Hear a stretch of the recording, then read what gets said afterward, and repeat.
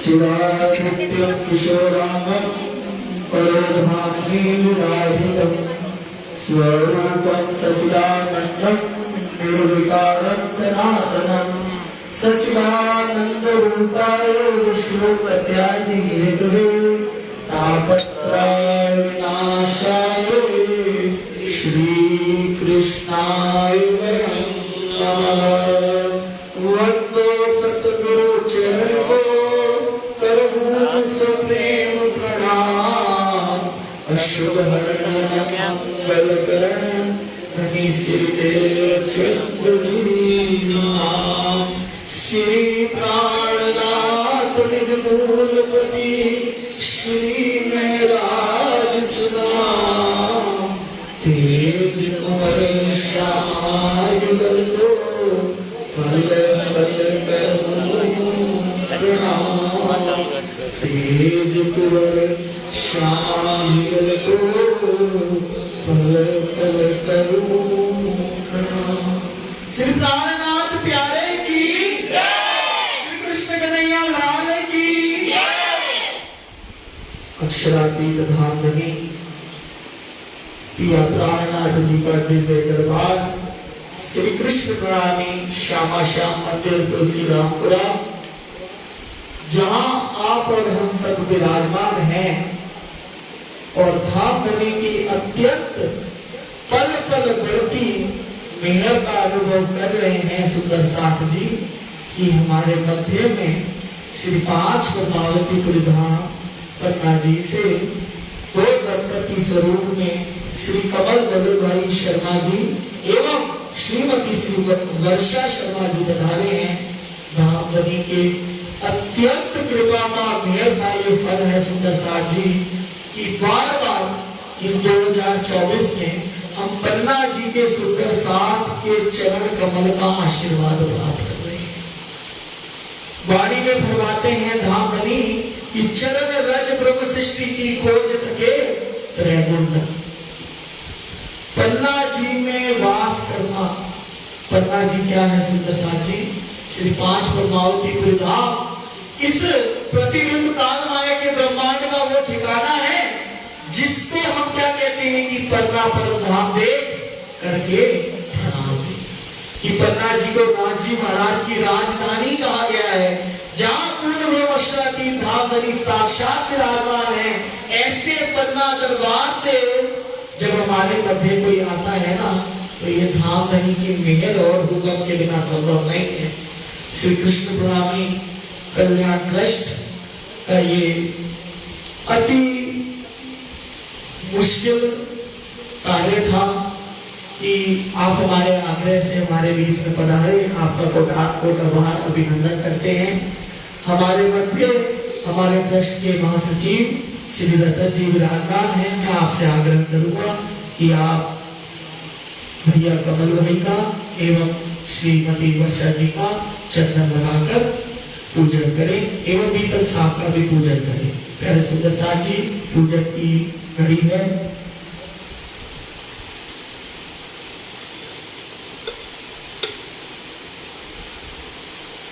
श्री प्राणनाथ प्यारे की सतगुरु महाराज की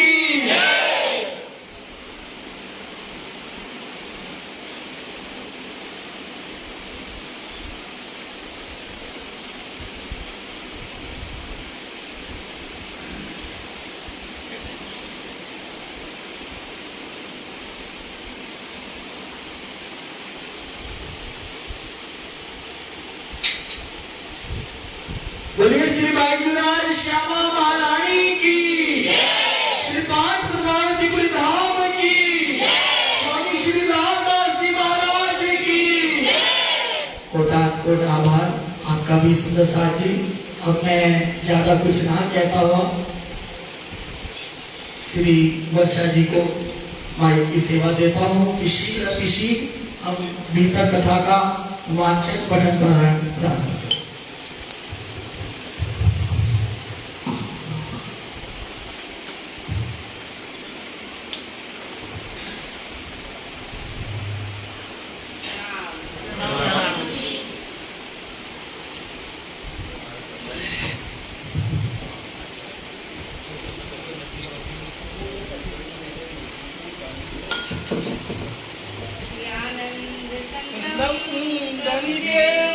वर्णम प्रवेश रूपेण पुराति जातम प्रवेश प्रातम प्रियकानातम परेश पूर्णम सततम नमामि।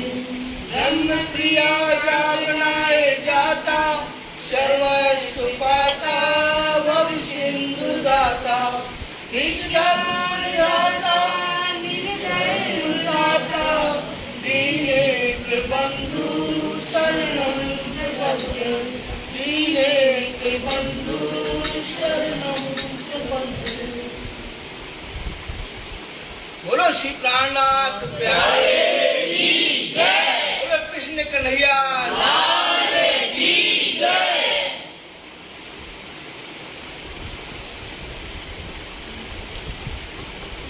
भविष्य पुराण में राजा कहे जुग चारे भजन जो है व्यास के ताको करो विचारे ताको करो विचारे। सत्रह राजा सतयुग के एक कहो राजा कृत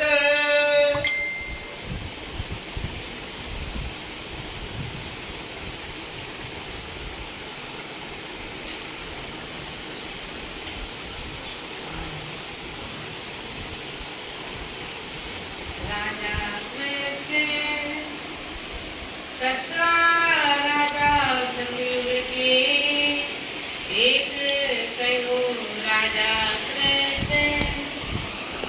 आप महान बुद्धि के सागर आदि स्वरूप स्वामी श्री प्राणनाथ जी बड़े मत्ते धनी महामती स्वरूप स्वामी श्री लालनाथ जी की हृदय धाम में विराजमान होकर के ये बीतक कथा का वर्णन करवाते हैं। प्यारे सुंदरनाथ जी, आप आज से लेके और अगले 1 महीने तक बीतक कथा का श्रवण करेंगे। तो हमें सबसे पहले पता होना चाहिए कि बीतक कथा है क्या। बीतक का शाब्दिक अर्थ अगर हम देखें तो वृतांत या जो बीत गया वो बीतक। ये जो हम बीतक अभी 1 महीने में भी हम सुनेंगे, ये लाल राशि कृत हमारी बीतक है। ये हमारी अपनी कथा है।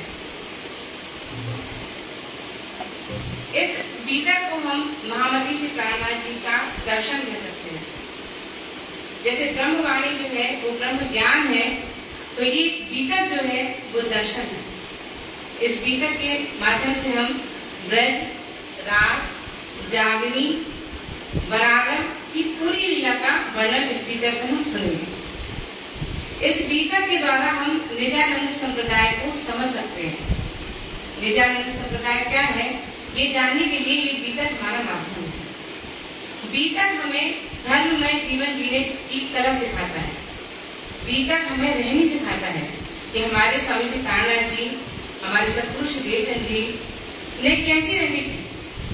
जो सुंदर साथ उनके साथ उस समय रहे, जिन्होंने इतनी कुर्बानियां की, वो सुंदर साथ कैसे रहनी करते थे, हमें उनकी रहनी पे कैसे चलना है, ये सब बातें हमें बीतक से समझ में आएंगी। हमारे समाज में कई प्रकार की बीतक जो है, कई कथाकारों की बीतक प्रचलित है। जैसे वृतांत मुक्तावली है, ब्रजभूषण जी की है, दीन भिखारी जी की निजानंद सागर है, लल्लू भट्ट जी की वर्तमान दीपक है, एक खान चंद्र जी हो गए जिनकी पंजे की बीतक है। ऐसे कई बीतक हैं जो काफी प्रसिद्ध है और जगह जगह पे पढ़ी जाती हैं। लेकिन उन सब बीतक में जो श्रेष्ठ बीतक कही गई है वो लालदास जी कृत की बीतक कही गई है। क्यों? क्योंकि लालदास जी की बीतक जो है ये कोई रचना नहीं है, ये किसी के द्वारा लिखित हुई रचना नहीं है, ये आवेश की वाणी है। महामती श्री प्राणनाथ जी स्वयं वो अक्षर के पूर्ण परमात्मा लालदास जी के हृदय धाम में बैठ करके ये बीतक को लिखवा रहे। बाकी जितनी भी बीतक आप देखेंगे साथ जी, सारे बीतक में सबसे पहले मंगलाचरण आता है, लेकिन लालदास जी की बीतक में शुरुआत में मंगलाचरण नहीं आता। क्यों? क्योंकि सारी जो बीतक है उन्होंने कहीं ना कहीं लालदास जी की बीतक को आधार बना करके अपनी बीतक को लिखा है। लेकिन जो लालदास जी की बीतक है, ये स्वयं पूर्ण परमात्मा ने उनकी हृदय में विराजमान होकर के आवेश के द्वारा ये बीतक को लिखवाया है। इसलिए इसमें मंगलाचरण नहीं है। हाँ, मंगलाचरण आएगा, लेकिन कब आएगा? जब 5 पद्मावती पुरी धाम की जो अष्टपहर की बीतक होगी, उसमें मंगलाचरण आएगा। मंगलाचरण का आशय होता है मंगल आचरण, स्तुति करना, आवाहन करना, किसी मतलब परमात्मा को खुद आह्वान करना कि आप आइए और मेरे हृदय में बैठ करके ये कथा कहलाइए। तो 5 पद्मावती पुरी धाम में जो अष्टपहर की बीतक हुई, उसमें ऐसा क्या खास है कि उसके लिए मंगलाचरण आ गया? वो जो अष्टपहर की बीतक 5 पद्मावती पुरी धाम में हुई और जो आप अभी सुनेंगे, ये अंतिम के चरण में होती है अष्टपहर की बीतक, वो जो आप सुनेंगे तो आप देखेंगे कैसे जो अखंड परमधाम में हम ब्रह्ममय अपने धनी के साथ जो लीला करते हैं, रंगमहल के अंदर परमधाम के अंदर जो लीला करते हैं, उस लीला का की अनुभव लीला वो पन्ना परमधाम में 11 वर्षों तक हुई। संवत 1740 से लेके संवत 1751 तक महामती श्री प्राणनाथ जी अपनी ब्रह्मगणाओं के साथ पन्ना धाम में विराजमान थे और वहां उस 11 वर्ष में वो अखंड परमधाम की ब्रह्म लीला जो है उसका अनुभव लीला यहाँ पर हुई। इसलिए उस लीला का वर्णन करने के पहले मंगलाचरण आया। अब ये तो बीतक के बारे में जान लिया, लेकिन हम जिन्हें ये बीतक लिखी उनके बारे में भी जानना जरूरी है कि ये लालदास जी आखिर हैं कौन, ये कौन थे। तो लालदास जी के बारे में बताते हैं। पहले तो मैं चाहूंगी कि थोड़ा मैं तीज और चौथ के बारे में बता दूं, जो भी निकल चुका है हमारा। कल परसों तीज थी, फिर चौथ और आज पंचमी, जैसे हम ये बीतक सुनते हैं, ठीक है ना। तो तीज संवत 1751 में सावन सुदी तीज के दिन महामती जी प्राणनाथ जी, मैंने जैसे भी बताया आपको कि 11 वर्ष तक वहां पे अनवरत परमधाम की लीला का अनुभव लीला वहां पर होती रही। तो वहां उस दिन भी हमारे धनी चर्चा कर रहे थे और उनकी इतनी मीठी चर्चा थी, सारे सुंदर साहब उनकी चर्चा में बिल्कुल मत मुक्त थे। और धनी ने चर्चा के उपरांत कहा कि हे सुंदर साहब जी, अब मेरी सुरता अखंड परमधाम क्यों लग रही है? अब हम रहे हो न जागनी मूल मिलाप में। उन्होंने कहा कि अब मुझे मूल मिलावा दिख रहा है, मुझे अपनी पराता में जाना है, मुझे अपनी पराता में मिलना है, अब मुझे ये संसार अग्नि के समान लग रहा है। सुंदर साहब स्तब्ध रह गए, कोई एक शब्द बोल नहीं पाया। सबके नैनों से अश्रु की धारा बहने लगी कि हमारे धाम दुल्हा, हमारे प्राण पितम हमें छोड़ के चले जाएंगे। 11 वर्ष तक जो उन्हें अपने पति, अपनी प्रिया के रूप में उनके साथ जो अंतर लीला कर रहे थे, उनके साथ जो प्रेम इश्क की लीला कर रहे थे, वो एकदम से कोई घर का सदस्य कोई चला जाए और वो बोले कि मैं जा रहा हूँ। सोचिए उस समय कैसा उन सुंदर साहब के ऊपर बीत रही होगी। वो सब स्तब्ध हो गए, एकदम शांत हो गए और सब रोने लगे। धनी ने उनको ध्यानस बनाया, उनको बोला कि हे साजी, कब तक इस माया के प्रपंच में पड़े रहेंगे, कब तक इस माया में लगे रहेंगे, कभी ना कभी तो हमें जाना ही है। और धनी मौन व्रत ले लिया और वो लेट गए। उनका स्वास्थ्य कुछ ठीक नहीं था, वो किसी से बात नहीं कर रहे थे और अपनी सुरता को अपने परिणाम में लगा रहे थे। सुंदर साहब विचलित हो गया, जो जहाँ बैठे थे वहां से मंगला जी दरबार आ गए। जितने मंगला जी में थे वो तो थे, उसके साथ जिसने जहाँ भी सुना वो सब दौड़ दौड़ के मंगला जी दरबार आ गए। सब इकट्ठे हो गए, सब धनी से विनती कर रहे हैं, रो रहे हैं सब। धनी सबको ढांढस बना रहे हैं। चतुर्साल महाराज उस समय पे वहां नहीं थे, वो महुआ में थे और वो वहां नहीं थे। बरसात का ये मौसम था, पानी बरस रहा था बहुत तेज, तूफान आंधी तूफान चल रहा था। पूरा दिन धनी मौन व्रत रहे, कुछ बोले नहीं सारे सुंदर साहब, क्योंकि रोज जब धनी भोग रोकते थे उनका प्रसाद लेकर के सारे सुंदर साहब खाना खाते थे। उस दिन किसी ने कुछ नहीं खाया, बच्चे से लेके बूढ़े तक सब मंगला जी दरबार में बैठे रहे, किसी ने अन्न जल कुछ नहीं लिया। धनी ने सबसे कहा कि जाओ आप लोग खाना खा लो, भोजन कर लो, लेकिन कोई जाने को तैयार नहीं। फिर धनी ने थोड़ी सी खिचड़ी शाम के टाइम पे थोड़ी खाई, तो सारे सुंदर साहब ने जल्दी जल्दी थोड़ा बहुत कुछ खाया हल्का फुल्का और फिर आके मंगला जी में बैठे। चौथ लगने में 2 बजे बाकी थी, यानी 5:15 का वक्त था सुबह का। तब धनी ने अपनी सुरता को परमधाम में लगाई और जैसे ही सुंदर साहब ने सुना कि धनी परमधाम में सुरता लगा ली, कितने सुंदर साहब थे जो उनके साथ उसी समय अपने देह को जिन्होंने त्याग कर दिया। सुनने में बहुत हल्का लगता है, हम कह देते हैं उन्हें देह त्याग कर दी। ये आसान नहीं है। इस झूठे संसार में भी हम कितने लोगों से मोह करते हैं। हमारे घर में हमारे माता पिता, हमारे बच्चे, पत्नी सब होते हैं, हम कितना प्रेम करते हैं, उनको इतना दुलार करते हैं कि उनका एक कष्ट भी नहीं सह सकते। हमें लगता है कि अगर ये नहीं हमारे जीवन में होगा तो हम जीवित नहीं रह सकते, लेकिन तब भी उसके जाने के बाद हम मरते नहीं हैं, हम अपने प्राण नहीं त्यागते। लेकिन वो सुंदरता देखिए, उनकी कुर्बानी देखिए आप, कि उनका अपने शरीर में कितना बचता, कि उन्हें जैसे ही धनी को देखा कि धनी की सुरता परंधाम में लग गई, उन्हें अपने देह को त्याग कर दिया। कितने सुंदर साहब के नाम अभी आप कुर्बानी के प्रकरण में, अंतर ध्यान के प्रकरण में सुनेंगे कि उन्होंने धनी के धाम सुनने की बात को सुनते ही जो जिस अवस्था में बैठे थे वैसे ही अपने प्राण त्याग दिए और अपनी सुरता धनी के चरणों में लगा दी। अब यहाँ पे बंगला जी दरबार में सारे सुंदर साहब बैठे हैं और शत्रु साहब महाराज जी को उधर महोबा में एकदम उनको ऐसा भाषा कि कुछ पन्ना में कुछ गड़बड़ हो रहा है, कुछ तो दिक्कत है वहाँ पे, कुछ तो घटित हो चुका है वहाँ पर। वो घबराए और आधी रात को ही अपनी बड़ी रानी से कहते हैं कि रानी मुझे तो पन्ना जाना है, जरूर वहाँ कुछ ना कुछ हुआ है। रानी कहती है सुबह चले आना, आपके मन में ऐसा लग रहा होगा, आप सुबह होते ही चले आएंगे। लेकिन वो इतने विचलित थे, वो मानने को तैयार नहीं थे। रानी ने कहा मुझे आप साथ में ले चलो, आप अकेले मत जाओ। लेकिन नहीं, उन्होंने कहा सेना को साथ में ले लो, कुछ लोग अपने साथ में ले लो। लेकिन वो नहीं माने और उन्होंने अपने भले भाई को, जो घोड़ा था उनका, उसको तैयार किया और कैसे वहां से चल दी। वृतांत मुक्तावली किताब में लिखा हुआ है कि जब 20 कोस चल गए वो महोबा से, तब जाकर सुबह हुई थी और 10 कोस और चल गए थे, तब कैन नदी मिली उनको।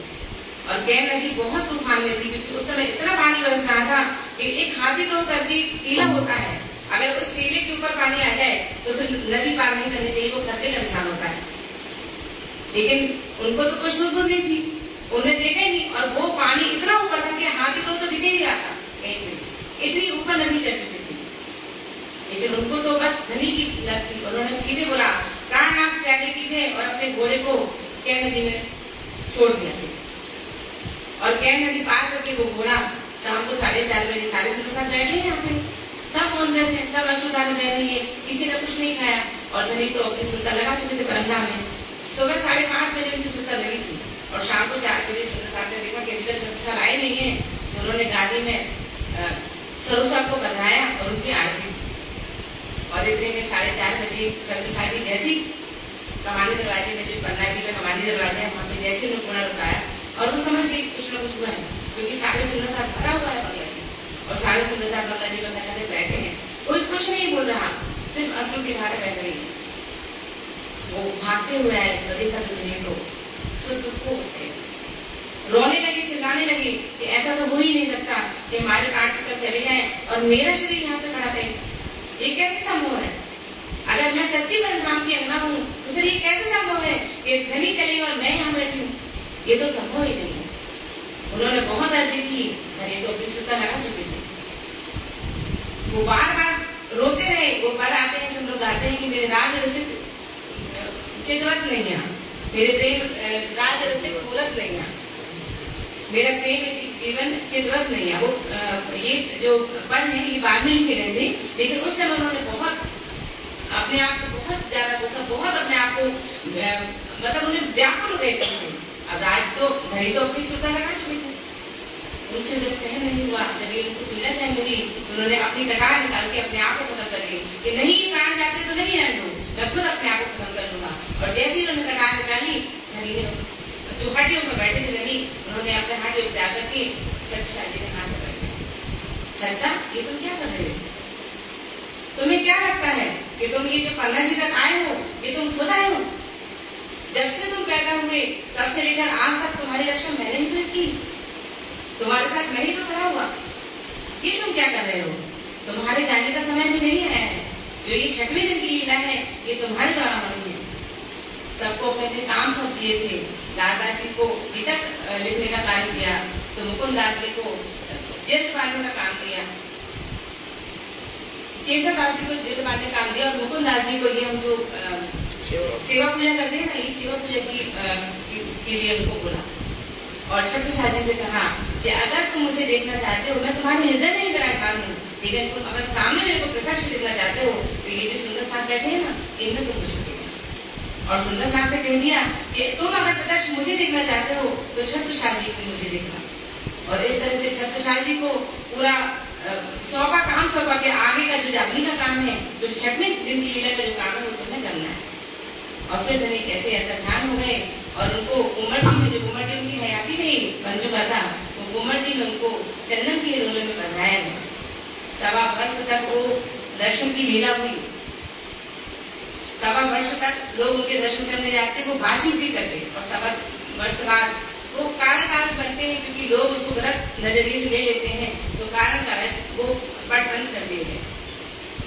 आज भी साक्षात कुंवर परमात्मा घूमट जी में विराजमान है। तो ये अभी आप विधान में भी सुनेंगे, जो अंतर्धान लीला के जो प्रकरण आते हैं वो पहले आ जाते हैं शुरुआत में ही। अभी हम सुनेंगे कि कैसे प्राणनाथ जी का जब अंतर्धान लीला हुई तो वो पहले प्रकरण आ जाएंगे, और लास्ट में क्या आता है विधान में? अष्टपहर की सेवा। क्योंकि अक्षरदेव कुंवर परमात्मा आज भी हमारे बीच में श्री घूमट जी में विराजमान है, और आज भी वो अंतर अष्टपहर की जो लीला है वो आज भी प्राणनाथ जी में वैसी ही होती है। जैसे गर्मियों में इनकी जो सेवा होती थी, सर्दियों में जो सेवा होती थी, वो आज भी हमारे पुजारी महाराज हैं वैसे ही सेवा करते हैं। तो इसलिए वो जो अष्टपहर की सेवा है वो आज भी चल रही है। और पूर्ण परमात्मा मध्याम दूल्हा, क्योंकि जागसी कोड़े वेदसी कोड़े, हम साथ में परमधाम से संसार में आए थे और साथ में सबको जागृत होकर के अखंड परमधाम पहुंचना है। तो जब हम जो भी श्रोता पहले चली जाती है, जो पहले आगे चली जाती है, वो घूमट जी में धनी के चरणों में पहुंच जाती है और धनी उसको अपने हृदय में समाहित कर लेते हैं। और जब पूर्ण जागृति हो जाएगी, जब कयामत हो जाएगी, तो सब लोग कैसे घूमट जी खुद जागृत ब्रह्मांड का मूल मिलावा है, कैसे हम उसमें बैठ करके धनी के हृदय में बैठ करके अखंड परमधाम में जागृत हो जाएंगे। तो ये जो बीता कथा है, ये तो हमने 3 चौथ पंचमी के बारे में, फिर कैसे दूसरे पंचमी का मेला हुआ जो हम भी करते हैं, और अगले दिन ये बीता कथा शुरू होती है सारे मंदिरों में। हमारे यहाँ सावन में ये बीता कथा का आयोजन होता है, और हम पूरी कथा सुनते हैं कि कैसे प्राणनाथ जी मतलब मोहम्मद साहब के समय से लेके और ब्रज और आज तक की पूरी बातें इस बीता से हम हर वर्ष सुनते हैं, और वो रहनी हम पूरे साल में उसको हम अपने ऊपर उसको ढालते हैं, फिर अगले साल फिर उसको सुनते हैं। तो ये जो बीता कथा जिन्होंने लिखी, जिनका नाम स्वामी श्री लालदास जी है, वो लालदास जी कौन थे, इनके बारे में थोड़ा जानते हैं। लालदास जी का पूरा नाम लक्ष्मण सेठ था।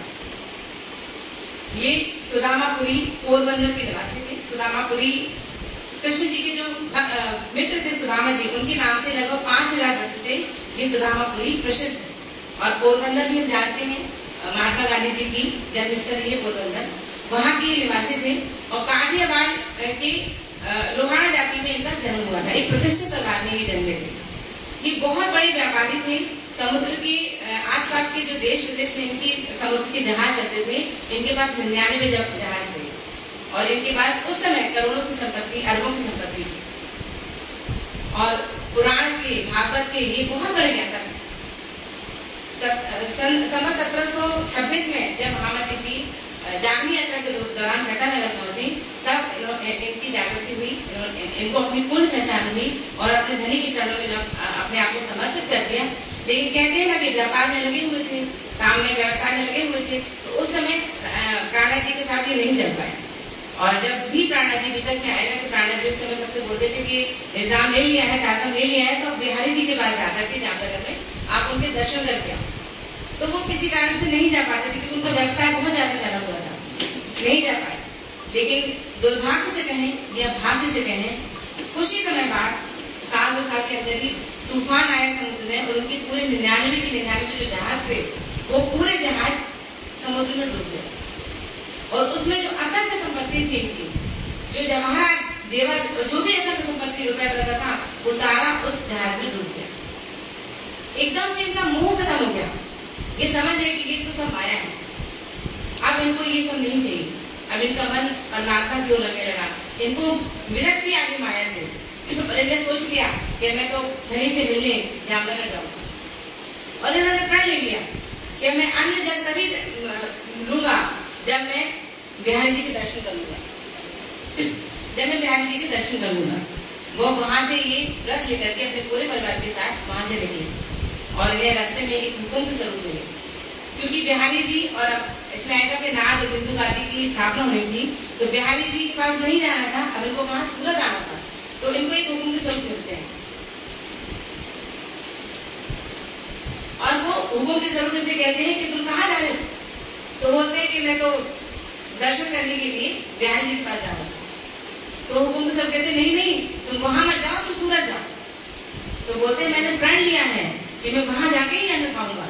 बोले नहीं नहीं, हम सूरत जाएंगे, और उनको जबरदस्ती को सूरत को भेज देते हैं। तो वो कुछ रास्ते से सूरत पहुंच जाते हैं। सूरत में उनको स्वामी श्री प्राणनाथ जी मिलते हैं, उनके दर्शन करते हैं वो, और उनके दर्शन करने के बाद स्वामी जी उनको भोजन करने के लिए बोलते हैं। तो वो बोलते हैं कि नहीं, मैंने प्रण लिया है कि मैं बिहारी जी के दर्शन करने के बाद ही, धाम के धनी के दर्शन करने के बाद ही मैं अन्न जल को लूंगा। तो महामती जी को समझाते हैं कि अब धाम के धनी की तुमको पहचान हो चुकी है, अब तुमको हमारे साथ ही यहाँ पे रहना है। और उस समय बीदर में चौपाई आती है कि लाल साथ ले चल, लाल जी संग चले लेकर खाली हाथ, निभाए आखिर लो चले राज के साथ। कैसे खाली हाथ होकर के अपना सर्वस्व तन मन धन सर्वस्व समर्पण करके और स्वामी श्री प्राणनाथ जी के साथ चल लेते हैं, और 24 वर्ष तक उनके साथ पूर्ण समर्पण के साथ रहते हैं। महामती जी कोई भी छोटे से बड़ा कोई भी कार्य करते थे तो इनकी सलाह जरूर लेते थे। आप भी देखेंगे कि 36 कारखानों की पूरी जिम्मेदारी लालदास जी महाराज जी के पास थी, लेकिन अष्टप्रहर की जो सेवा है ना, ऐसी कोई सेवा नहीं थी जिसमें लालदास जी शामिल ना हो। हमारे धनी को कौन से वस्त्र पहनना है, उनके वस्त्र को धोना, सुखाना, प्रेस करना, उसको इस्त्री करना, सारे काम वो खुद करते थे। और छोटी से छोटी सेवा, चाहे पावड़े बिछाने की सेवा हो, चाहे कस बांधने की सेवा हो, चाहे जल पिलाने की सेवा हो, कोई भी सेवा नहीं थी जहाँ लालदास जी शामिल ना होते। इतने समर्पण वाले हमारे लालदास जी, ऐसे महान लालदास जी, इनके द्वारा लिखी गई बीदर कथा है। जब महामती जी 1751 में चौथ के दिन जब सुल्तानपुरी महामती जी ने अपने परमधाम में लगा ली, तो लालदास जी भी अपने आप को संभाल नहीं पाए, और उन्होंने भी अपने देह को धनी के चरणों में समर्पित कर दिया। वो एकदम उनके साथ शीश दिवाने लगे, तो धनी ने उनके सिर पर हस्त रखा और उनसे बोला कि ये अभी तुम्हारे जाने का समय नहीं आया है, तुमको बीतक लिखना है। उनको बीतक लिखने का आदेश दिया, और पंचमी के दिन से लेकर और जन्माष्टमी के दिन तक उन्होंने बीतक लिखी, और कृष्ण जन्माष्टमी के दिन उन्होंने धनी को साष्टांग प्रणाम किया और अपनी आत्मा को धनी को समर्पित कर दिया, और उसमें लिखा कि लाल बाई की प्रणाम। तो ऐसे लालदास जी की रचित ये कथा है, और ये कोई रचना नहीं है, ये आवेश की वाणी है। ये स्वयं अक्षर की पूर्ण परमात्मा उनके हृदय में बैठ करके ये लिखवा रहे हैं। तो ये पहली चौपाई आती है कि भविष्य पुराण में राजा कहे जो विचार। भविष्य पुराण वेद व्यास जी ने चारों वेद, 18 पुराण, 6 शास्त्रों की रचना की है। तो वेद व्यास जी को ने भविष्य पुराण में लिखा हुआ था कि बुद्ध और कल के अवतार जो है वो आने वाले हैं। तो वेद व्यास जी को कैसे पता चला? तो वेद व्यास जी को सुखदेव मुनि के कारण ही पता चला। तो सतयुग की बात है, सतयुग में जब शंकर जी और पार्वती जी एक बार ऊपर भ्रमण कर रहे थे, और विंध्याचल पर्वत में शंकर जी ने शीश नवाया। तो पार्वती जी कहती है कि हे धनी, आप तो 14 लोग के मालिक हैं, आप क्यों इस भूमि को, इस धरा को शीश नवा रहे हैं? उन्होंने बोला कि इस धरा में कलयुग के समय अंत में बुद्ध और कल के अवतार को इस धरा में अवतरित होना है। तो उन्होंने बोला कि वो कब आएंगे? तो ये एक अमर कथा है। तो उन्होंने कहा कि चलो मैं तुमको ये अमर कथा सुनाता हूँ। तो अमर कथा सुनने के बाद जो व्यक्ति जो है अमर हो जाता है, तो वो कहाँ सुनाई जाए? तो हिमालय पर्वत पे उसको ले जाते हैं पार्वती जी को, और वहां जाके जोर से एक दहाड़ मारते हैं। तो जितने पशु पक्षी रहते हैं, जितने जानवर रहते हैं, जो भी आसपास रहते हैं, वो सब उड़ जाते हैं, चले जाते हैं, कोई रहेगा नहीं। लेकिन एक तोते का जो अंडा होता है तो वो वहां रह जाता है, क्योंकि अंडा तो उड़ नहीं सकता, न जा सकता, तो वो वहां रह जाता है। और ये रमा से कहते हैं कि रमा, मैं जब तुमको ये अमर कथा सुनाऊं तो तुम हुक्का देते रहना, जिसमें मुझे पता चलता है कि तुम सुन रही हो इसको। तो ये बताते हैं कि 14 लोक का ब्रह्मांड जो है वो उसका स्वामी मैं हूँ, और इसके ऊपर कैसे अष्टावरण है, कैसे महतत्व है, कैसे इसके ऊपर सासुन है, और कैसे आदि नारायण का वास होता है। ये यहाँ तक की बातें सुनाते रहते हैं, तो ये हुक्का देती रहती है क्योंकि ये चूंकि बेहद के जीव है, इनको बेहद का ज्ञान है, तो वो हुक्का देते रहते हैं। हद के जीव है तो हद का ही ज्ञान है, इनको हुक्का देते रहते हैं। और जैसे वो बेहद की बातें करते हैं, अभ्यागत की बातें करने लगते हैं, तो रमा तो हद की थी, उनको नींद आ जाती है और वो सो जाती है। और जैसे वो हद की बात बेहद की बातें करते हैं, तो वो जो अंडा था वहां पे, तो वो उसकी गर्मी को सहन नहीं कर पाता और वो फूट जाता है। तो उसमें से सुख संस्कृत में तोते को सुख कहते हैं, वो सुख जो होता है वो उसमें से प्रकट हो जाता है। और वो कथा सुनाते रहते हैं व्यक्त की, और ये हुक्का देते रहते हैं।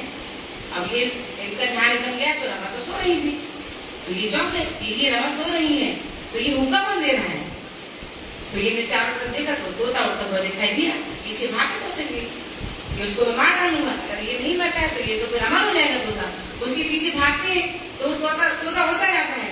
तो व्यास जी की जो पत्नी थी वो स्नान करके अपने बाहर आंगन में आके सूर्य देवता को जल चढ़ाती हैं, तो ये जो सुख है वो उनके गर्भ में पहुंच जाते हैं। अब शंकर जी तो दरबार में खड़े हो जाते हैं, बाहर दरबारी में के लिए बाहर निकलेंगे, मैं उनको बात कर दूंगा, और वो बाहर ही नहीं निकलते। कई समय निकल जाता है, बहुत समय। अब व्यास जी उनसे प्रार्थना करते हैं कि शंकर जी आप उनको बाहर निकलने दीजिए, मेरी पत्नी को कष्ट हो रहा है, बहुत समय बीत चुका है और ये बाहर ही निकल रहे हैं। तो शंकर जी थोड़ा हटते हैं और वो सुखदेव मुनि बाहर निकलते हैं और जंगल की तरफ आते हैं। तो वो सुखदेव मुनि जो है वो व्यास जी के पुत्र थे, और सुखदेव मुनि ने व्यास जी को ये बताया था, क्योंकि उन्होंने हमारी कथा सुनी थी, तो उन्होंने ये बताया था कि भविष्य में कलयुग में बुद्ध और कल के अवतार को संसार में प्रकट होना है। और वो उन्होंने भविष्य पुराण में 18 पुराण है, जिसमें से एक भविष्य पुराण है, और भविष्य पुराण में भविष्य में होने वाली घटनाओं को लिखा जाता है। तो उन्होंने वो भविष्य पुराण में उस घटना का उसमें लिखा हुआ है कि भविष्य पुराण में ऐसे व्यास जी को पता चला, क्योंकि ये तो अक्षर तीर्थ की लीला की बात है, तो व्यास जी को भी नहीं पता होना चाहिए, लेकिन जो भी सुखदेव मुनि के द्वारा उनको ये पता चली। तो भविष्य पुराण में राजा कहे जो चार युग के राजाओं का वर्णन हुआ है। इन राजाओं की कथा सुनने से या इन राजाओं के नाम लेने से हमारे से कोई मतलब नहीं है, लेकिन व्यास जी ने बताया हुआ है, भागवत में ये लिखा हुआ है कि कौन कौन से राजा होंगे। ये राजा बस नहीं है, इसमें कुछ ऋषि मुनि भी हैं, वो जिनके साथ युग चल गया, जिनका नाम हो गया, उनके नाम दिए गए हैं।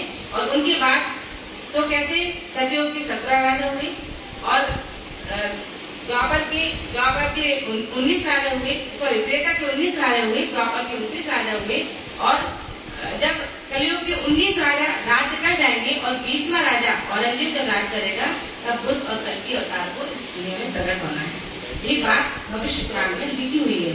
तो इसकी साक्षी देते हुए, क्योंकि ये विगत जब हो रही है और हमें अक्षरदेव की लीला को समझना है, तो हमारे विश्वास आ जाए, क्योंकि उन्हें बोला था ना, मैं तुम्हारे लिए रसूल को भेजूंगा और वो तुम्हारे लिए साक्ष्य लिखवाऊंगा मैं। तो राज्य ने पहले लिखा, बोला हुआ था परनाम में कि मैं तुमको तुम्हारे लिए पहले ही साक्ष्य लिखवा दूंगा धर्म ग्रंथों में, और तुमको बता दूंगा कि तुम कहाँ से आई हो। तो ये साक्षी के तौर पे भविष्य पुराण में लिखा हुआ है। पुराण संहिता में हमारी साक्षियां लिखी हुई हैं, और वो साक्षी स्वामी श्रीलाल दास जी हमको साक्षी देकर बता रहे हैं, जैसे भविष्य पुराण में ये लिखा हुआ था कि बुद्ध और कल के अवतार को इस दुनिया में, संसार में आखिरी कलयुग में उनको प्रकट होना था। ठीक है, वचन कहे जो व्यास है ताको करो प्रचार। तो जो व्यास जी ने जो वचन कहे गए हैं भविष्य पुराण में लिखा है, उस पर साजी अब हम विचार करेंगे। तो 17 राजा सतयुग के, कईयों राजा कृत। तो 17 राजा जो सतयुग के बताए गए हैं, उनमें जो सबसे पहला राजा था वो कृत राजा थे। अपनी भुक्ति तापर भयो कृत दत्त। उन्होंने अपनी भुक्ति, उन्होंने अपनी जो उनका जो साम्राज्य था, उन्होंने अच्छी तरह से उसको सम्राट को भोगा, और उसके बाद कैसे कृत राजा हुए। ताऊ पर अंत भयो फिर मुचकुंद भाहो। और उसके बाद जैसे अंत राजा करके हुए, और उसके बाद अंत राजा के बाद मुचकुंदा राजा हुए। देखिए साहब जी, मैं कुछ राजाओं की, सब राजाओं के बारे में तो नहीं बता सकती ना, इन राजाओं से कुछ मतलब है, लेकिन कुछ राजा है, खाली एक राजा की मैं कुछ कहानियां भी आपको बताऊंगी, जिसमें आपको पता चले कि इनका नाम क्यों यहाँ पे लिखा गया है। तो मुचकुंदा राजा कौन थे? तो सतयुग के मुचकुंदा राजा थे, और ये बहुत ही पराक्रमी विजयी राजा थे मुचकुंदा राजा जो थे। तो देवताओं को इंद्र वगैरह जो देवताओं को राक्षस लोग बहुत परेशान करते थे, उनका शासन करने नहीं देते थे, इंद्र को बहुत परेशान करते थे। तो इंद्र और जो देवता जो थे वो गए इनके पास, मुश्किंदा राजा के पास कि आप हमारी रक्षा कीजिए, ये राक्षस लोग जो है वो हमको शांति से अच्छे से रहने नहीं देते। तो मुश्किंदा राजा कई वर्षों तक देवताओं के लिए सेनापति का कार्य करते रहे। बहुत वर्ष तक उन्होंने अपना सुख नहीं होगा और वो देवताओं की मदद में लगे रहे। जब देवताओं को काफी वर्ष के बाद जब देवताओं को सेनापति के रूप में कार्तिकेय मिल गए, तो उन्होंने मुश्किंदा राजा से कहा कि राजा, आपने हमारी बहुत मदद की और आपकी कारण ही आज हम लोग सुरक्षित हैं, तो अब आप हमसे जो चाहते हैं वो वर मांगिए। तो मुश्किंदा राजा ने कहा कि मैं बहुत रातों से सोया नहीं हूँ और मुझे आराम करना है, तो मुझे ऐसा वर दीजिए कि मैं कुछ शांति से आराम से सो सकूं। तो देवता ने उनको कहा कि ठीक है राजा, आप जाके आराम से सोइए और आपको जो भी आपको जागृत करेगा वो उसकी आपके ऊपर आपकी दृष्टि उसके ऊपर जैसी पड़ेगी तो वो भस्म हो जाएगा। मुश्किंदा राजा एक गुफा में जाकर आराम करने लगे। बहुत साल हो गए, जब द्वापर का समय आ गया, श्री कृष्ण जी के पीछे कालियाबंद राक्षस कैसे पड़ गया तो वो भागे। कालियाबंद के पीछे दौड़ा था और कृष्ण आगे दौड़ रहे थे। तो अब इनको जागृत भी होना था, इनका समय हो गया था मुश्किंदा का जागृत होने का और कालियाबंद का वध भी होना था। तो कृष्ण उसी गुफा में जाके घुस गए और अपनी जो पीला पटका है पहनते हैं ना, उसको मुश्किंदा राजा के ऊपर उड़ा दिया और वो जाके पीछे छुप गए। तो जैसे कालियाबंद आया तो बोले, अच्छा तुम यहाँ पे बैठे हो, यहाँ पे चुपके सो रहे हो, और उनको उनकी जैसी एक लात मारी और वो कमरी हटाई तो वो एकदम चौंक के उठे तो उन्हें जैसे कालियाबंद को देखा तो भस्म हो गया। तो ऐसे ये महान मुश्किंदा राजा थे। ऊपर भैरवानंद राजा कंबो कहियो सोए, और उनके बाद भैरवानंद राजा हुए और उनके बाद भैरवानंद राजा हुए उनके बाद ऊपर आदि भयो फिर हरना कुछ कहियो ना, उनके बाद आदि राजा हुए और उनके बाद हिरण्यकश्यप नाम के राजा हुए। ऊपर ताके ठोर प्रहलाद भयो इस थाम, और हिरण्यकश्यप के बाद उनकी जगह पे प्रहलाद नाम के राजा हुए। ऊपर बलिलोचन तापर बलि भोगत, उसके बाद बलिलोचन और उसके बाद बलि भोगत नाम के राजा हुए। इन्हों अपनी भुगती लोचन बलियेत, और इन्होंने अपने साम्राज्य को अच्छी तरह से साम्राज्य को चलाया। ऊपर बानासुर तापर कपिलाक्ष नाम, इसके बाद बानासुर और उसके बाद कपिलाक्ष करके राजा हुए। कपिल भद्रता पर भयो जरा शरीर थाम, और फिर कपिलभद्र नाम के राजा हुए और उसके बाद उनके बाद में जरासरी नाम के राजा हुए। तापर धूम ऋषि कहियो ये 17 सतयुग के, उसके बाद धूम ऋषि राजा हुए और ये 17 राजा सतयुग के कहे गए हैं। अब कहो त्रेता के 29 नाम भये, इसके बाद अब ये सतयुग के राजा सुने। अब इसके बाद त्रेता युग के 29 राजाओं के नाम आएंगे। प्रथमता ब्रह्मा भयो तापर मारीच नाम, सबसे पहले राजा हुए ब्रह्मा राजा और उसके बाद वशिष्ठ राजा हुए। तापर कश्यप भयो फिर सूरज स्थाम, उनके बाद कश्यप राजा हुए और उसके बाद सूरज राजा इस भूमि पर हुए। तापर तव छत्र भयो तापर अक्षय नाम, उसके बाद तवशत राजा और फिर अक्षय नाम के राजा हुए। तापर अरुणभ्या विश्वामित्र थाम, इसके बाद अरुणभ्य राजा हुए और फिर इसके बाद विश्वामित्र नाम के राजा हुए। विश्वामित्र को हम सभी जानते हैं, इनकी भी एक कहानी बहुत प्रसिद्ध है कि विश्वामित्र जो राजा हुए तो वो वशिष्ठ ऋषि के आश्रम में एक बार गए। ठीक है, तो वशिष्ठ ऋषि के जब आश्रम में गए तो वशिष्ठ ऋषि ने उनको बहुत स्वागत किया और उनको स्वागत किया और उनको खुश होकर के उनपर विश्वामित्र ने अपनी 1 लाख तपस्या का जो फल है वो फल का 1 लाख तपस्या का फल उनको दे दिया। अब ऐसे कुछ दिनों बाद वशिष्ठ ऋषि उनके विश्वामित्र के आश्रम में गए और गए तो उन्होंने भी उनका बहुत सत्कार किया और उन्होंने अपने सत्संग का आधे क्षण का जो फल है वो उनको दिया। तो विश्वामित्र को थोड़ा बुरा लगा कि मैंने इनको 1000 तपस्या का जो फल है मैंने उनको दिया और इन्होंने मुझे आधे क्षण के सत्संग के फल का दिया। वो बहुत उनको अपने आप में अपमान महसूस हुआ। उन्होंने कहा ये तो मेरे साथ गलत किया। उन्हें बोल दिया कि आपने मेरे साथ गलत किया। उन्हें बोला वशिष्ठ जी बोलते हैं कि आधे क्षण का जो सत्संग का फल है वो आपकी जो 1000 तपस्या का जो फल है उससे भी ज्यादा होता है। वो कहते हैं ये तो बोल ही नहीं सकता, तो इसका निरूपण कैसे हो? तो दोनों मिलकर पाताल लोक में शेष नारायण के पास पहुंचे। शेष नारायण ने बोला कि मेरे सिर पर तो ये पूरे ब्रह्मांड का बोझ है, पहले इस बोझ को आप अपने कंधे पर लो, उसके बाद मैं निरूपण करता हूँ। तो सबसे पहले उन्होंने विश्वामित्र के कंधे पर रखा, वो डगमगा गए, तो उन्होंने तुरंत उसके भार को वशिष्ठ के कंधे सिर पर रख दिया। तो उसको लिए खड़े रहे, उन्हें बोला आप निरूपण कीजिए। बोले निरूपण तो हो चुका। निरूपण क्या हुआ कि आप 1000 बार भी तपस्या कर लें, उसका फल उतना नहीं होता जितना सत्संग के आधे पल के भी क्षण का जो फल होता है ना, वो 1000 बार तपस्या करने की फल से भी अधिक होता है। आप सत्संग में बैठकर जो परमात्मा का नाम लेते हो ना, उसका फल इतना अधिक माना गया है कि आप कितनी भी तपस्या कर लें, कितने भी आप जाके अपने आप को बलि चढ़ा दें, लेकिन उसका उतना फल नहीं मिलने वाला जो ये सत्संग का जो फल होता है। तो ऐसे विश्वामित्र राजा हुए। फिर महामंत्र भयो, तापर भयो चिमन। इसके बाद महामंत्र नाम के राजा हुए और फिर चिमन राजा हुए। ताऊ पर राजा भयो, नाम भद्र उद्वन। इसके बाद जो राजा हुए इनका नाम भद्र उदन है। तापर त्रिशंक भयो, तापर हरिश्चंद्र इसके बाद हुए। त्रिशंक राजा हुए और उनके पास में हरिश्चंद्र नाम के राजा हुए। तापर रोहितास नाम, मानधाता कहियो सोए। इसके बाद रोहिदास नाम के राजा हुए और मानधाता नाम के राजा हुए। फिर राजा सगर भयो, फिर आशामित्र नाम। फिर सगर नाम के राजा हुए और इसके बाद आशामित्र नाम के राजा हुए। तापर भगीरथ भयो, दिलीप जो स्थाम। इसके बाद भागीरथ नाम के राजा हुए और उसके बाद दिलीप नाम के राजा हुए। देखिए सुंदर साथी, राजाओं के नाम आ रहे हैं, इसमें से पढ़ना है आपको। ये बता रहे हैं कि इतने राजाओं के बाद जब सतयुग, त्रेता और कलयुग, द्वापर के राजा हो जाएंगे ना, इसके बाद जो कलयुग के राजा होंगे, उसके बाद जैसे बुद्ध और कल्कि को आना है, तो उन राजाओं के नाम बता रहे हैं। ठीक है ना। तापर रघु भयो, फिर अजिष्ठाम। इसके बाद रघु राजा राम हुए। इसके बाद इस धारा में रघु राजा हुए।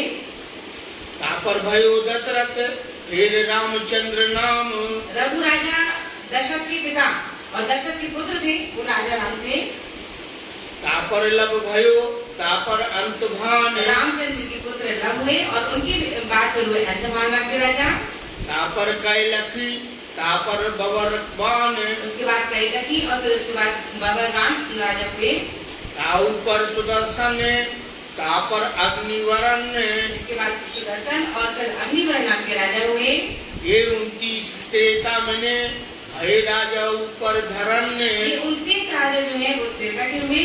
अब इसके बाद हम द्वापर के राजा के नाम सुनेंगे। 19 भय द्वापर में, प्रथम इंद्र नाम। पहले राजा जो द्वापर के थे उनका नाम इंद्र है। तापर भयो चंद्रमा, फिर पूर्वा राजा स्थाम। इसके बाद चंद्रमा राजा हुए, फिर उसके बाद पूर्वा राजा इस धर्म में हुए। अय राजा तापर भयो, निर्मोक्ष तापर होए। इनके बाद अय राजा और फिर निर्मोक्ष राजा हुए। तापर शांतनु भयो, चित्र राजा कहियो सो। शांतनु राजा और फिर उसके बाद चित्र राजा हुए। तापर विचित्र भयो, तापर भयो व्यास। चित्र के बाद विचित्र राजा हुए, फिर कैसे व्यास राजा हुए। ताऊ पर पांडव भयो, फिर अर्जुन राजा आस। फिर पांडव हुए और उनके में अर्जुन राजा हुए। तापर अहिवरण्य कुमार, फिर क्षेत्र नक नाम। फिर अहिवरण और फिर क्षेत्रनक नाम के राजा हुए। ताऊ पर संतन भयो, बलिवान स्थाम। फिर शांतनु राजा हुए और उनके बाद बलिवान इस धारा में हुए। तापर निर्वाण भयो, तापर बलिचंद होए। फिर निर्वाण राजा हुए और फिर कैसे बलिचंद नाम के राजा हुए। तापर परीक्षित भयो, फिर जन्म विजय कहियो सोए। फिर द्वापर में कैसे परीक्षित राजा हुए। राजा परीक्षित की भी कहानी मैं आपको बताने वाली हूँ। राजा परीक्षित थे, वो पांडव के पौत्र थे, मतलब पांडव उनके नाती कहे जाएंगे उनको, वो राजा परीक्षित थे। राजा परीक्षित बहुत ही अच्छे राजा माने गए, विश्व के सबसे सम्मानित राजाओं में उनका नाम था और बहुत ही धर्मनिरपेक्ष राजा थे। सभी की सेवा करते थे, सभी साधु संतों की खूब सेवा करते थे। एक बार अपने जंगल में भ्रमण कर रहे थे, अपने राज्य में भ्रमण कर रहे थे, उन्होंने देखा कि काले कलर का जो बैल है उसको एक काला कलूटा सा आदमी बहुत मार रहा है और जो गाय है वहां खड़ी खड़ी रो रही है। वो जो काला बैल था वो धर्म था और गाय जो थी वो पृथ्वी थी और जो उसको मार रहा था वो कलयुग था। वो चकित रह गए कि मेरे राज्य में ये सब क्या हो रहा है, तुम लोग कौन हो। वो कलयुग कहता है कि मैं कलयुग हूँ और मेरा समय शुरू हो गया है, मैं इस धरती पे मैं शुरू होने वाला हूँ, मेरा समय शुरू हो गया है। तो राजा परीक्षित कहते हैं कि मेरे रहते हुए तो तुम आ ही नहीं सकते, मैं तुम्हारा अभिवत कर दूंगा। तो कलयुग घबरा गया और वो जाके परीक्षित राजा की शरण में आ गया कि राजा आप तो इतने दानी राजा हैं, आप तो इतने दानी राजा हैं, मैं आपकी शरणागत आ गया हूँ, अब आप मुझे नहीं मार सकते, फिर मैं कहाँ जाऊँ, मेरा तो समय आ गया है, आप मुझे कोई तो स्थान दीजिए जहाँ पे मैं रह सकूँ। तो बोलते हैं कि जहाँ पे परस्त्री गमन हो, जहाँ मांस मंत्र का हो रहा हो, जहाँ पे अनैतिक धन कमाया जा रहा हो, वहां पे तुम्हारा वास होगा। तो कलयुग कहता है कि ये सारी जगह तो आपने मुझे खराब दी, कुछ अच्छी जगह दीजिए जहाँ पे मेरा वास हो सके। तो बोले ठीक है, स्वर्ण में तुम्हारा वास होगा, लेकिन वो स्वर्ण जो अनीति से कमाया गया हो, मेहनत से कमाए हुए स्वर्ण में तुम्हारा राज नहीं होगा, जो अनीति से कमाया हुआ स्वर्ण होगा, सोना होगा, उस पर तुम्हारा राज होगा। इतना कहकर के वो चले जाते हैं। परीक्षित राजा ऐसे जंगल शिकार करने जाना होता है तो वो अपने भंडार करने जाते हैं, तो देखते हैं सुंदर सा वहां पे मुकुट रखा होता है। उस मुकुट वो भीम जो कि उनके दादा जो भीम थे, वो वध करके उस जीत करके उस मुकुट को लेके आए थे, तो वो उस मुकुट को धारण कर देते हैं। अब वो मुकुट जो था वो अनीति का कमाया हुआ था, तो वो जैसे ही मुकुट को धारण करते हैं तो कलयुग उनके सिर पे बैठ जाता है। और वो जैसे ही जाते हैं गाँव जंगल में जाते हैं तो उनको प्यास लगती है, तो श्रमिक जो ऋषि थे उनके आश्रम के सामने वो जाते हैं, देखते हैं श्रमिक ऋषि जो है वो ध्यान में बैठे हुए हैं, वो जो उनके अंदर कलयुग सवार था। बोलते हैं, ए ऋषि मुझे प्यास लगी है, मैं तुम्हारे देश का राजा हूँ, मुझे पानी पिलाओ। ऋषि तो ध्यान मग्न थे, उन्होंने सुना ही नहीं, मेरा ऐसा ही ढोंगी है, ढोंग कर रहा है, मुझे प्यास लगी, मुझे पानी चाहिए। उन्होंने तब भी नहीं सुना, वो क्रोधित हो गए और उनको इतना क्रोध आया कि पास में मरा हुआ सांप पड़ा हुआ था, वो उनके गले में पहना दिया और वो बना के गुस्से में वहां से चलती है। छोटे छोटे बच्चे वहां पे खेल रहे थे, उन्होंने जाकर के उनके ऋषि के जो पुत्र थे, शंगी ऋषि थे, उनको जाकर के बात बताई। शंगी ऋषि को बहुत बुरा लगा कि मेरे पिता का अपमान किया राजा ने। उन्होंने गंगा किनारे खड़े थे, उन्होंने वही जल हाथ में लिया और उनको श्राप दे दिया कि जिस नाग को गले में डाला है तो ऐसे ही इसकी तक्षक नाग के द्वारा 7 दिन के अंदर वो राजा की मृत्यु हो जाए। अब जब श्रमिक ऋषि जब उठे, उन्होंने सुना कि मेरे बेटे ने उनको श्राप दे दिया, वो घबरा गए कि तो तुमने गलत किया, राजा तो बहुत अच्छे हैं, आपने क्यों उनको, हो सकता है कोई गलती हो गई हो, तुमने क्यों उनको श्राप दिया। और राजा जब दरबार पहुंचे, उन्होंने जैसे ही मुकुट उतारा, वो घबरा गए, उनको याद आ गया कि वो गलत काम करके आए हैं, वो बहुत दुखी हुए। श्रमिक ऋषि ने उनके पास संदेश भेजा कि राजा, मेरे बेटे ने, मेरे पुत्र ने आपको श्राप दिया है कि तक्षक नाग के काटने से 7 दिन के बाद आपकी मृत्यु हो जाएगी, तो आप मोक्ष प्राप्ति का कोई साधन ढूंढिए। राजा दुखी तो